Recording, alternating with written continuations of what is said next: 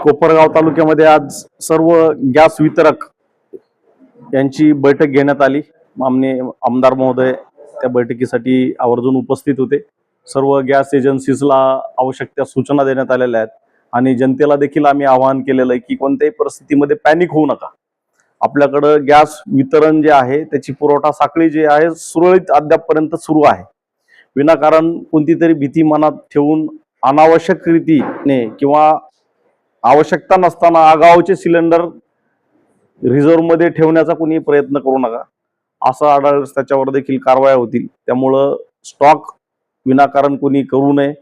ज्या ठिकाणी गॅस एजन्सीच्या बाबतीत काही प्रॉब्लेम असेल त्या ठिकाणी त्या गॅस वितरक यांचे जे सेल्स ऑफिसर्स आहेत कंपनीचे त्या सेल्स ऑफिसरचे नंबर आम्ही त्या ठिकाणी गॅस एजन्सीच्या बाहेर पोस्टर लावून डिस्प्ले केलेले आहेत, त्यांच्याशी आपण संपर्क करू शकता। त्याचबरोबर गॅस वितरकांना आम्ही OTP आणि बाकीच्या त्यानुसार वितरण कसं व्हायला पाहिजे काय व्हायला पाहिजे या सगळ्या सूचना सविस्तर दिलेल्या आहेत।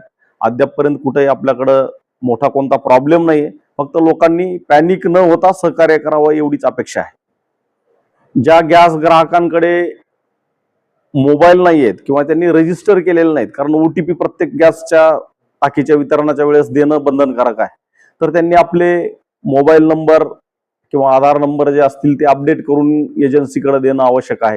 कुटुंबातील ज्या व्यक्तीकडे मोबाईल असेल त्या व्यक्तीचा मोबाईल नंबर तिथं देणं मॅन्डेटरी आहे।